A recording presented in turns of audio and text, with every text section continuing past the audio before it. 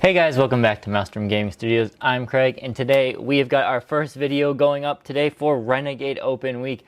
This is our biggest event here in Minnesota. It's the big GT that I look forward to every single year.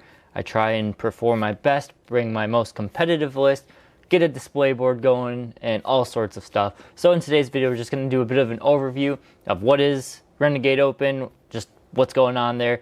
Overview of the GT, some of the other events that are going on, my lists, and all of that good stuff wrapped up in one video for you all today. And if that sounds good, do like and subscribe to stay up to date on all of our content here at Maelstrom Gaming Studios. If you want to help support us just a little bit more, thank you channel members. All of your money goes straight back into growing the channel, whether that is new models or terrain or camera, electronic equipment, things to improve the atmosphere and the quality here for you guys. So, with all the way, let's dive into today's video.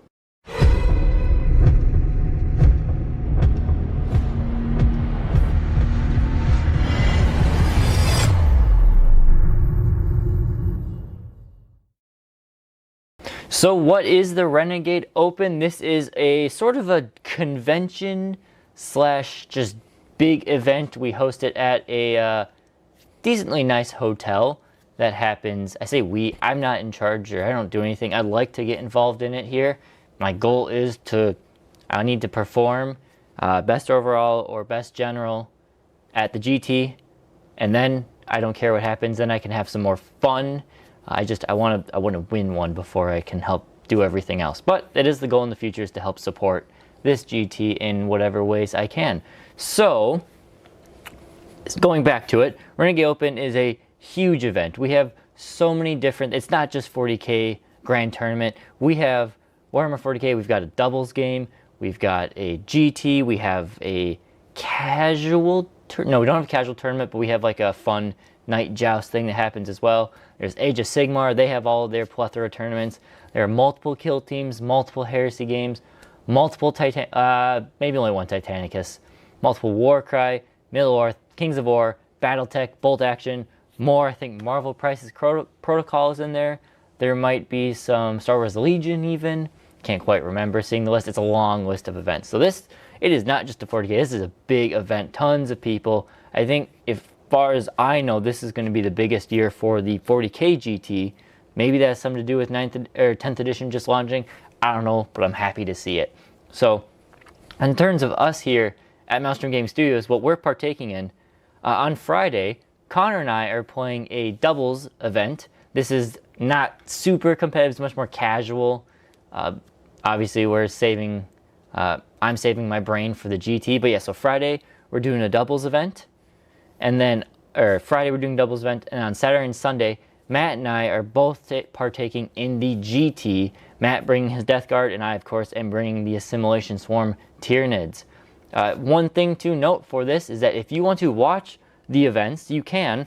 Wargames Live will be streaming the doubles event, so you can watch 3 games take place at the doubles, and in the GT, he will be streaming a game every round at there, likely the top table at the finals. So round 5 will probably be the top table. Everything else up to the air, which ones he chooses to stream, up to the audience to see which ones they want to stream. But yes, Wargames Live, check them out. I'll try and put a link in the description. If not, I'll post it in a community tab where you can find it. Great channel, but he will be there again this year, and it really adds a lot to the 40k tournament scene. So let's go over a little bit of the list. I'll show you them in the background here, or I'll get close-ups of them, but as we go into it. So for the doubles, I'm not playing Tyranids in the doubles. My Assimilation Swarm list just causes so much, I don't want to call it headaches, but it's a lot of thinking and a lot of work to get this Tyranid army to perform at its tip-top shape. So for the doubles, I'm going to be playing a lot more casual. I'm going to be bringing out the Grey Knights for this event. Connor is going to be playing his Custodes. We figured Grey Knights are great at scoring secondaries, but struggle in the damage output. Custodes are great in the damage output, but struggle in the secondaries. Let's slap them together and see what sort of list we can come up with the Imperium. So what we did is, for me, Grey Knights, I've got the Librarian, with the Sigil of Exigence. That's a teleporting relic.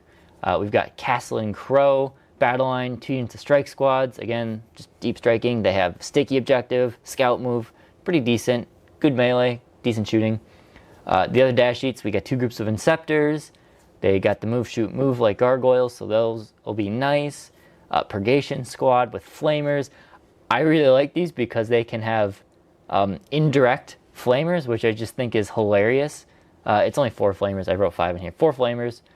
So indirect flamers that can deep strike 3 inches away if I really want to. And a purifier squad. They will accompany Crow into battle and do lots of anti-infantry shooting and all sorts of decent stuff. And in Connor's list, he's got a shield captain in Terminator armor with the Ceaseless Hunter ability. He's also got a blade champion. In battle line, we have a unit of 5 guard, a unit of 4 prosecutors, and then a big block of 6 Terminators in the other data sheet. Couldn't fit the Wardens in just because of price. 1,000 points is a lot for, or not a lot for Custodes, and he really wanted to bring his block of 6 Terminators, so that led him with this as the remaining bit of the list. So now let's just take a little bit look at it in person here. So looking at our 2,000 point army here, you will see we have not a ton of models for 2,000 points. All infantry, no tanks. For the Grey Knights, I have painted all these Grey Knights, so even though they're Connor's models, they are ones I have painted. Let's try and get you guys a little bit better light here. So we got Crow and these dudes with the white helmets. I already forget what they are because I'm not a huge Grey Knight player. Just a whole bunch of Strike Squad dudes. And then the one thing that I'm working on here at the last second is we have our old Terminator Librarian here. And he's fine.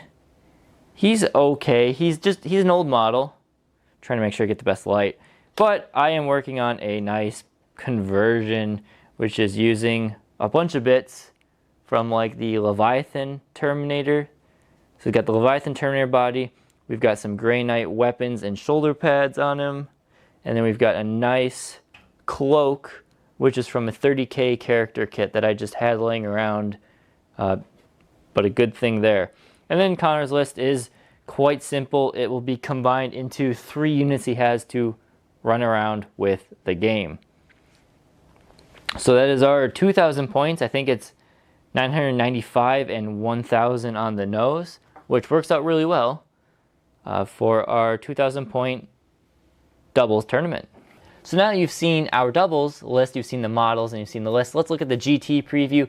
Like I said, this is going to be probably the biggest GT we've hosted here in Minnesota. It is about 83-ish players. I say ish because I wonder if a few people are going to drop. Some people never submitted lists, which were due last weekend. But 83 players-ish. Normally we do 5 rounds at this tournament, but they might think about stretching it to 6 with this many players. Otherwise, at 5 rounds, we're going to have 3 or 4 people undefeated at the end of the event, which it's a lot of undefeateds to have at a tournament. Some faction breakdown. I did go through this. It's not perfect, but it encompasses almost everything. There are 14 Space Marine armies there, and that consists of anything of Space Wolves, Dark Angels, Black Templar, I think were the main ones I saw. A lot of Dark Angels, and then some Space Wolves and Black Templar. In Chaos Space Marines, we have 4 generic, so Black Legion, Alpha Legion, Night Lords, whatever the case is there. We have 2,000 Suns, 5 Death Guard, and 5 World Eaters. So a lot of chaos representation there. In the rest of everybody else, 3 Eldari and 3 Votann. I pointed those out specifically because those are some of the more competitive Xenos factions, but only 3 of each of them. We have 4 Necron players, so good amount. 6 Tyranids, so good healthy representation of the bugs there. I think that will tie the most I've ever seen at Renegade for Tyranids. I think last year was 6 as well. Orcs, we have 5 of them. And then everybody else, so the Grey Knights, Tau, Mechanicus, both Knights, Demons, and I will put Genestealer Cult in there as well. They all are bringing 3 or less. So I think really Tau and Grey Knights Oh, and I put Custodes in there. Tau and Grey Knights, I think, only have, and Gene Stealer Cult are only one. Mechanicus, both Knights, and Demons, I think, and Custodes all have 3 or less. So, otherwise, there's a handful of people who didn't say what they were bringing. They just have their list submitted, and we're not allowed to view those until Friday. So, I don't know, but that's the way that works. The missions are 5 of them from the Leviathan Tournament Pack. We do know those. I just didn't have them up here. There will be ITC player place terrain. I thought for a little bit there, it was rumored that we were going to be doing GW style. However, it looks like ITC has reigned supreme in here, which I like. And they're 2 hour, 45-minute rounds, which I think is pretty typical. And then for what I am bringing, in case you guys haven't seen or haven't been following along on my channel, subscribe so you do. I am playing the Assimilation Swarm, Hungry Hungry Hippo, like I like to call it.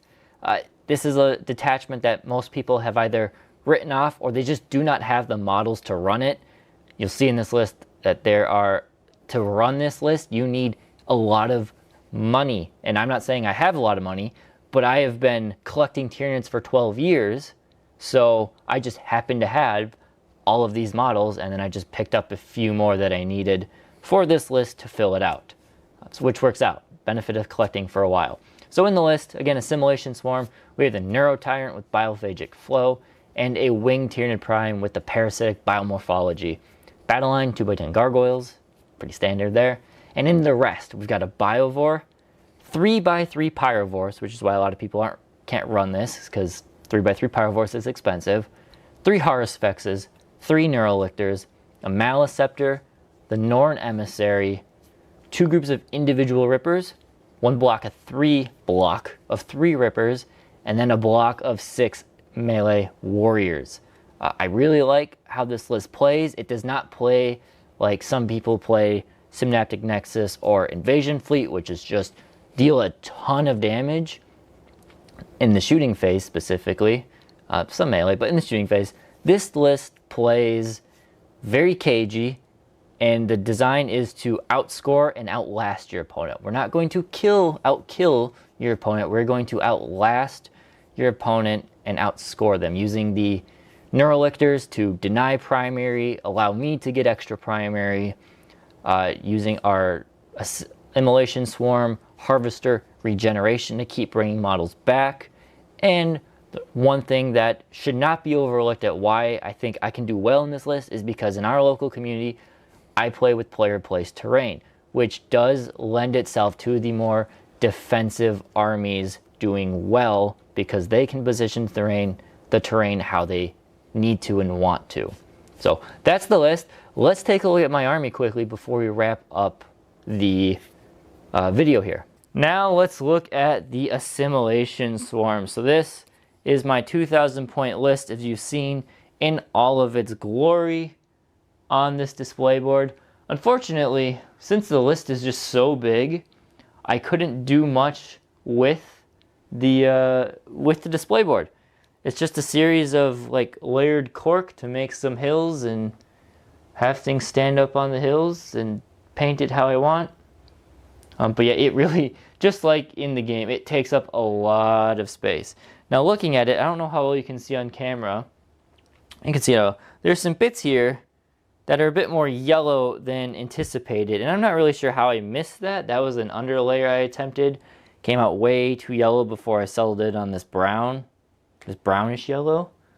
But let me know what you guys think. If that yellow is, I should probably take some time and paint over it, or if it adds a nice layer of I don't know, texture and color to the list.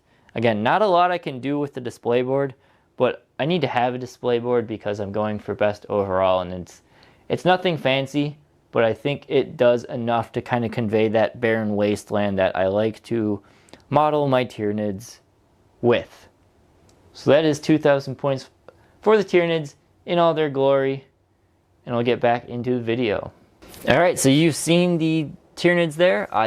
That is pretty much everything I got for today. Just with one final reminder is that the board is getting ready. I'll move those after this, but tomorrow, at 5:30 p.m. US Central Time, we will be doing a live stream battle report. It will be my Tournament my tournament list versus Matt's Death Guard tournament list. Very, very scary list. Honestly, one of the ones I don't want to have to play in the tournament because it's a good counter to my list. So we'll see how it shakes up. And it's going to be our final practice game before this GT. So if you want to check that out, come visit us tomorrow. See the battle report. Give us some words of encouragement for the GT. Otherwise, we'll hopefully maybe you'll pop in on the streams for War Games Live Friday and Saturday and Sunday. Maybe catch us on the stream. If not, see some great games being played. So that's all I got for today. Thank you guys for watching, and we'll catch you next time here at Maelstrom Gaming Studios.